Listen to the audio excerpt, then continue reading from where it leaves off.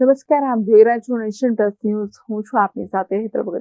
છોટાઉદેપુર જિલ્લાના સંખેડા તાલુકાના ગોલાગામડી ચોકડી ઉપર ધોધમાર વરસાદના કારણે પાણી ભરાયા છે.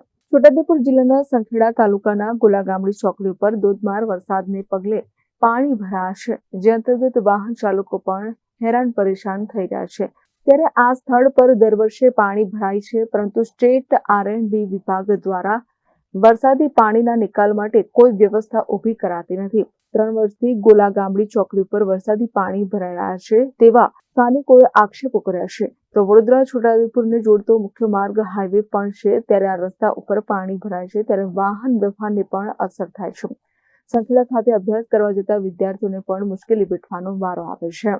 ગોલાગામડીમાં દર વખતે આ રીતના પાણી ભરાઈ જાય છે. વાહનો આવર જવરમાં તકલીફ પડે છે. જ્યારે પણ થોડો પણ વરસાદ પડે તો આનો કોઈ નિકાલ થતો નથી.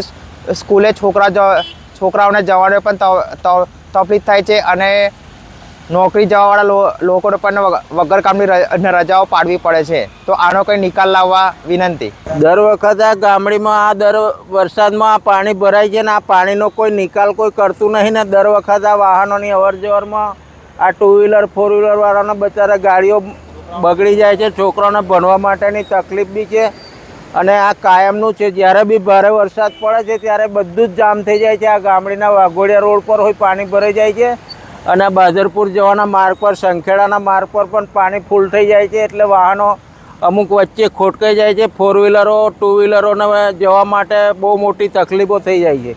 Rehan Patel, nation plus news, Chhota Udepur.